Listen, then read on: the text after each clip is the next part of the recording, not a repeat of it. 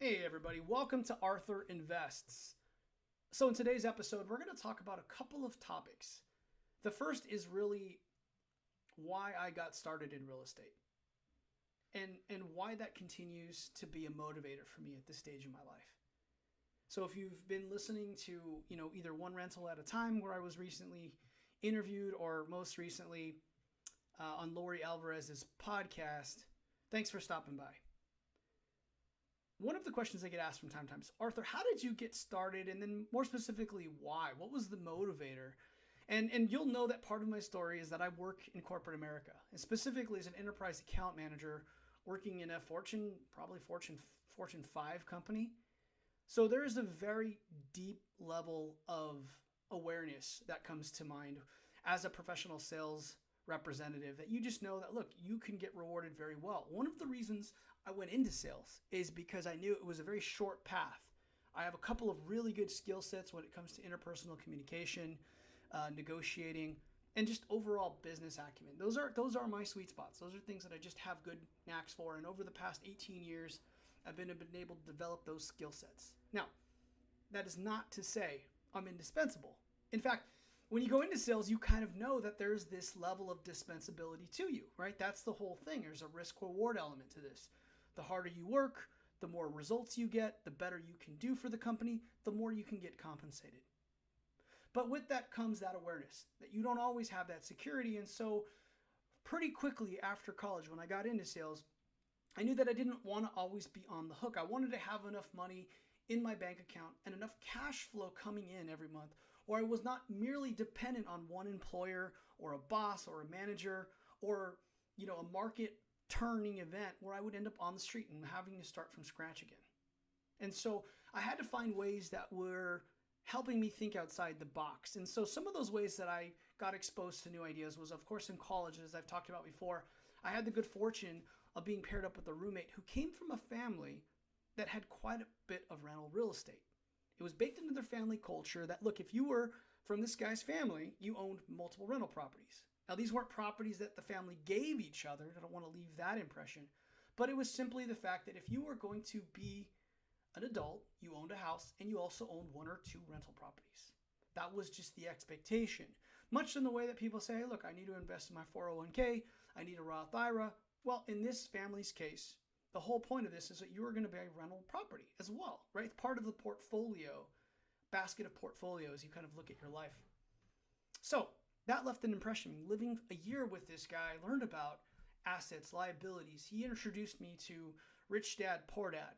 And while that book doesn't offer a lot of tactical strategies on how to build wealth, conceptually, there's some really good ideas on how you can start to rethink about how you buy things, how you afford things, how the rich and wealthy think about acquiring assets and purchasing things versus how people in the working class or lower class think about assets and liabilities. And there absolutely is a difference. And so when I got a sales job and I was starting to make some money, we put a lot of that away and I purchased my first home. It was a $300,000 home, which I guess in some markets sounds like a lot of money, but in Southern California, it was an attached single family home. And about that time, the market was going through some transitions. And there was a lot of people around 2009 who had over leveraged in the housing bust. And they were now starting to get foreclosed upon. Very different than today's market, by the way. I will make that note.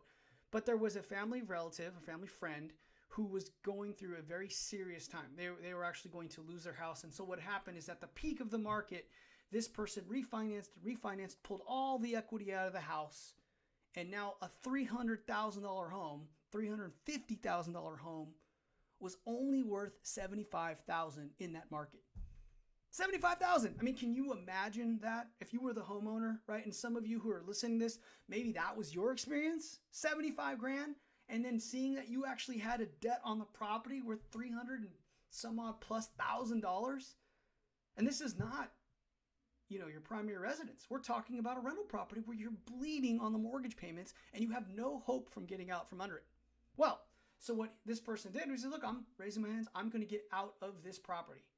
And so fortunately, through a connection, we were able to work out a short sale, or I would purchase the property. This person was going to get out from under it. Of course, they take a hit on the credit, and I was able to get started. And the crazy thing about that story is that I did all the work. I was so freaked out. I mean, I had money set aside. I think I had like 20 grand, which, or maybe less. I think I might have only had 15,000. I purchased this home, right, for $75,000 in Fontana, California. And I was able to get the mortgage, rent, and property taxes all in around $500 a month. And when I started to go to the rental market and just see, okay, what could I rent this out for? And I did all this due diligence before purchasing it, but I realized I think I could rent this property for about $1,000. And so I'm looking at $1,000, and the mortgage is only going to be around $500, $5 to $550. So there's a spread of about $450 in between, which for me at that time in my life, that was a lot of side money coming in. And I didn't understand. I know there's a lot of people who have, that's not true cash flow, because when you actually factor in vacancies and turnover and insurance and all these other things that you need to do, it's not a pure $450. But for a person who's in their late 20s and has never seen that kind of money coming in, that was pretty exciting, right? I had a full-time job, and I'm getting $400 plus a month coming in from a tenant. So I pulled the trigger on that property, and I was freaked out. I remember going to that property once a week. I was just driving by. I was so nervous, so we closed escrow. And then I went there with my dad on the weekend, and we painted the house, and we fixed up the backyard, and I got someone to I put all this energy and work into this property because this was my first rental, and I was freaked out. I really was. I didn't know what was going to happen, if the tenant was going to sue me, what if they burned the whole house down, right? There's all this crazy ideas in your head when you're first getting started. But the craziest thing happened. I interviewed tenants, I talked to them, and we found a tenant that I thought was a pretty good bet. And so I, again, made the lease agreement, I rented it out, I collected the security deposit, and I placed that tenant in the property. Now get this, month one goes by. I take the check, I cash it into the bank. Well, didn't really get any calls. Okay, no big deal. The next month, take the check, cash it into my bank. Month 3, month 4. By the 4th month, the total amount of time I put into that property after I got it rented was probably collectively less than an hour. Right? They were mailing the checks to me, so I didn't have to drive out there anymore. The house had gotten fixed up before they moved in, and also they were previous homeowners, so they were really handy. If there was something that was broken, they would take care of it themselves. Now, I don't recommend that anymore, but for a new landlord, that was really interesting. But I learned a few things from that property, and then we're going to get into some more of my story later. First thing was time on task. This property, which was in Fontana, California, I was living in Santa Clarita at the time, was too far away from me. It was simply about an hour drive one way. That was a lot. Anytime that property would come vacant, I'd have to drive out there. If I had to fix it up, I was an hour away. Collecting rent could be a potential problem. It just seemed like a market that was it was close enough, but it seemed a little far, at least to be managing it directly. The other piece was really collecting the rent. Now, I got checks, and I had a really good first tenant. So I would say that the experience was really, really good. But I knew that over time, right, I would always get a little stressed out at the end of the month, knowing that rent was coming, or maybe it wasn't going to come, right? And then I would be really freaked out, because that's a lot of weight. I have to cut the check on a $500 mortgage, $550 a month. That's a little nerve-wracking. If you have to put them out, right, you have to go to evictions, then you got to place that, then it gets awkward. What if they destroy your property? And so you have to build up a level of tolerance and a little bit of a stomach for dealing with that. And so I didn't want to be in that business. I don't want to be a property manager, but I couldn't help but notice that this model was working so well that if I could take this same model and maybe find another market that I think also had very similar elements, I could probably do pretty well. And so that led me to a place in Central California where we were able to find a couple of properties, similar price points, around 100 grand, give or take 20 grand. And we could rent it out for almost double what our mortgage was.